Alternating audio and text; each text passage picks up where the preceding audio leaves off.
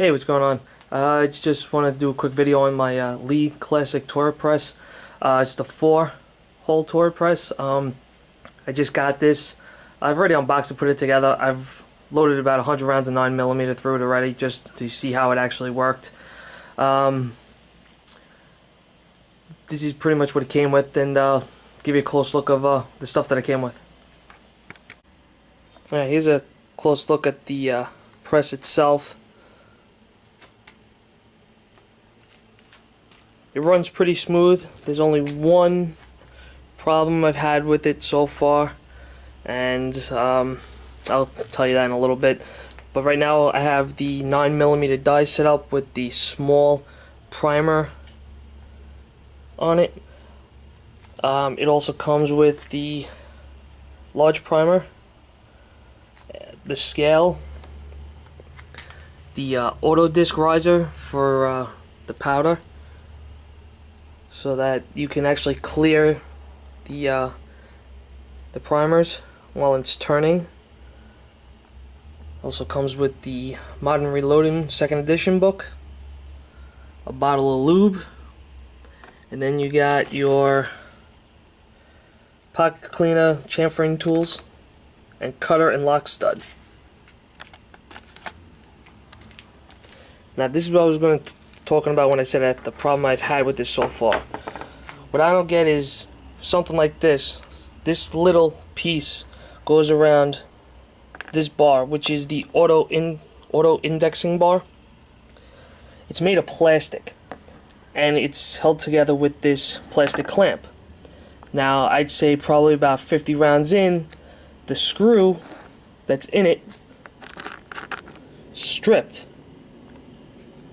So this clamp came apart, and then it wound up damaging this little piece, which is supposed to look like this. I mean, I don't understand why you wouldn't make it out of something a little bit more, tougher than that. I mean, you have a piece of metal, a metal indexing bar with a plastic piece that can easily strip. I mean, you could just see how it's basically rounded off. And then, like I said, with this, the screw stripped out, so that made it even worse. But as far as everything else goes, I mean, you could still use the press. It works the same way. It's just that you have to manually, spin it to each stage, which, can slow you down a bit. But it's not a deal breaker. I mean, I went online to look at these little pieces are like 50 cents a piece. And it's still, this should be made out of something a little bit tougher than that cheap plastic. And then these clamps are like $6. Let's see, I'll take you step by step, and I'll load a round up and show you how easy it works. Okay, here's some of the stuff I'm going to be using. I have the powder I'm using is the CFE pistol powder by Hodagon. I think that's how you pronounce it. I always screw it up. I'm using Winchester small pistol primers, and I'm using 124 grain bullets from Rocky Mountain Reloading. I've shot the 100 that I loaded already. They work pretty good, and they consider these to be their seconds, which they say has like some minor defects or blemishes or anything like that. The first 100 I put through worked pretty good, and we'll see how it goes from there. Oh, and I forgot one other thing too. With this press, I actually bought the Lee micrometer instead of using the discs. It actually works a lot better because with this you can actually get the precise grain that you want.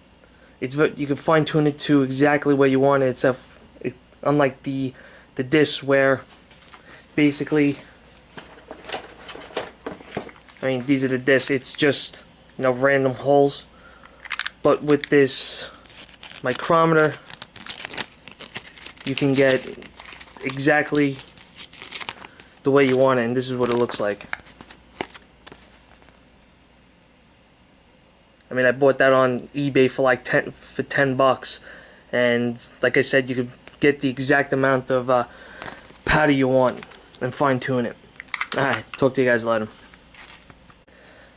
Alright, I already have the powder set up for 1.5 grains. That's what the lowest I believe is 4.9, so and the highest is 5.5 grain. So I figured I'd go 5.1, which worked pretty good. Alright, let's show you how it works. I already have the brace cleaned, so we're ready to go. Just stick your cartridge in, push down on the bar. First stage is the decapping and resizing. Then as you bring it down, you push this little bar here for the primer, push it in, and then it loads your primer down and push forward, and then you advance to the next one, which would be the flare and powder.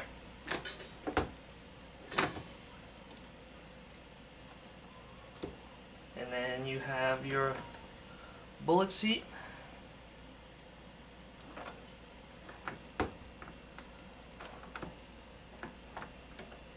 And then final stage is the crimping.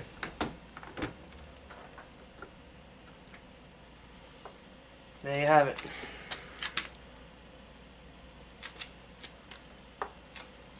I've already set this up, so the only thing I gotta do is just measure the length of that case just to make sure it's right.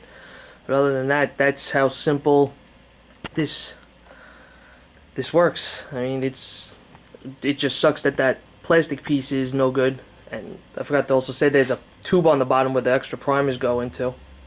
The primers that get punched out of the case go into that. But like I was saying, it just sucks that that piece broke, so now I can't do it that quick. I mean, you don't want to go quick anyway, but it should, those pieces should be made better. Anyway, hope you like this quick video, and I'll talk to you guys soon.